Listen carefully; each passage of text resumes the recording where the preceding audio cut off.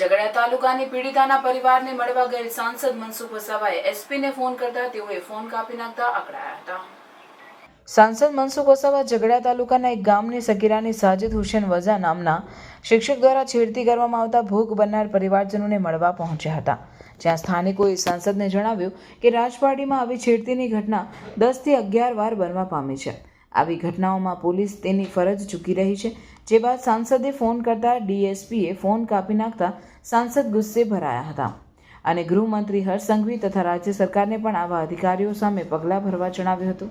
રાજપારડી પોલીસને કયા રેતીવાળા પાસેથી કયા હપ્તો લેવો, કયા ધંધાવાળા પાસેથી ક્યાંથી હપ્તો લેવો તે બધી ખબર પડે છે, તો આવી છેડતી કરનારને કેમ ખબર નથી પડતી? રાજ્ય સરકાર પણ આવા અધિકારીઓનો કેમ બચાવ કરે છે તેમ જણાવ્યું હતું। આદિવાસી સગીરાઓ પર થતી ઘટનામાં તેમણે જણાવ્યું કે જે દિવસે આદિવાસીઓ જાગશે તે દિવસે કોઈનું નહીં રાખે।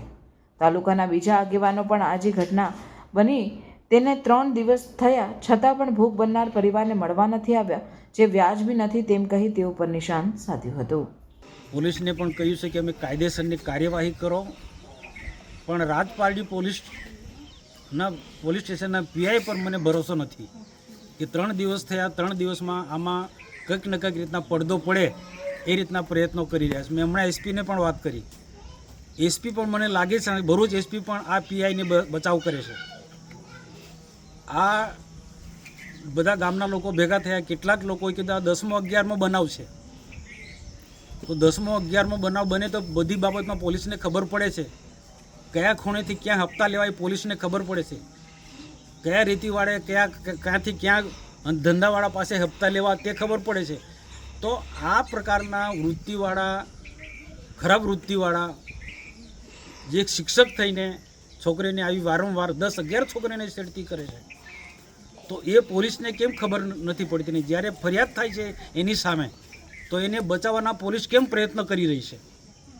પોલીસ હંમેશા બચાવવાના પ્રયત્નો કરી રહી છે। હું સમજી વિચારીને બોલું છું, પોલીસ મારો કોઈ વિરોધ નથી, પણ જ્યારે એક નાબાલક છોકરી, ભણતી છોકરીને એનો ટ્યુશન શિક્ષક, સ્કૂલમાં ભણતો શિક્ષક એની છેડતી કરે અને એ ફરિયાદ હિંમતભેર એને ફરિયાદ, હું છોકરીને બિરદાવું છું, એના મા બાપને બિરદાવું છું, એ શરણે નથી ગયા, બાકી બીજા બધા છોકરા કે વાલીઓ શરણે પૈસા લઈને બેસી જાય, બધા જ ઓફર હોય છે, એને પૈસા આપવાનાથી માંડીને બધા જ પ્રયત્નો થયા છે, પણ એ છોકરી એ હિંમત કરી છે।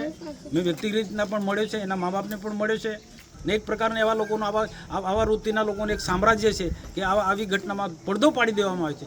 જ્યારે રાજપાડીમાં આવી કોઈ ઘટના ઘટી છે, ભૂતકાળમાં કેટલી ઘટના ઘટી છે, નિર્દોષ છોકરીને બગાડી દેવામાં આવે છે, તે વખતે પણ રાજપાડીના પીઆઈએ આખો પૈસા લઈને આખો કેસ રફે દફે કરી નાખ્યું છે। તો આ પોલીસ તંત્રનું આ કામ છે, પોલીસે ન્યાય આપવાનું કામ છે, ગુનેગારોને દબાવવાનું કામ છે। જ્યારે ભરૂચ ડીએસપીને પણ હું કહું છું કે આવા પીઆઈને કાયદેસરની કાર્યવાહી કરો, એવા પીઆઈને ડીએસપી પણ બચાવ ના કરે ને હું કોઈથી ડરતો નથી। સાચી વાત કરવા માટે જરા પણ એમાં ડીએસપી હોય કે ગમે તેટલો મોટો ચમરબંધી હોય, કોઈ ગુનો કરતો હોય એની સામે લડવાનો ના ડીએસપીની ફરજ છે। જ્યારે હું શાંતિથી વાત કરતો હોય તો મારી વાતને શાંતિથી સાંભળવું જોઈએ, એના બદલે ડીએસપી ફોન કાપી નાખે છે। એટલે ભરૂચ ડીએસપી શું સમજે છે એના મનમાં? આ પીએસઆઈને છાવરવા માંગે છે, પીઆઈને છાવરવા માંગે છે। રાજ્ય સરકારના મંત્રીઓ પણ, ગૃહમંત્રી પણ આની નોંધ લે કે આવા પોલીસ તંત્રને કેમ ચાલવે છે। આના માટે આ વિસ્તારના માટે જે પ્રકાર આવા કૃત્ય કરનારા, આવા ગુનો કરનારા લોકોને વારંવાર રાજ્ય સરકારનું ધ્યાન દોરું છું, રાજ્ય સરકાર કેમ આવા લોકોને બચાવ કરે છે? હોમ મિનિસ્ટર હર્ષ સંઘવીને પણ કહું છું, પ્રશ્ન કરું છું, ધ્યાન આપો ભરૂચ જિલ્લામાં રાજપારડી ક્ષેત્રની અંદર કેટલી ફરિયાદો અમે કરીએ છીએ। પછી મર્યાદા વાટી જશે એ પછી અમને કોઈ રોકી ના શકે। જે દિવસે આદિવાસી જાગશે ને તો કોઈની રાખી નહીં। આદિવાસી દીકરી છે એટલે શું એને પૈસા આપીને દબાવવા માંગો છો? પોલીસ તંત્ર આ વિસ્તારના સામાજિક આગેવાનો પણ બધા લોકોએ ખુલ્લું પાડવું જોઈએ।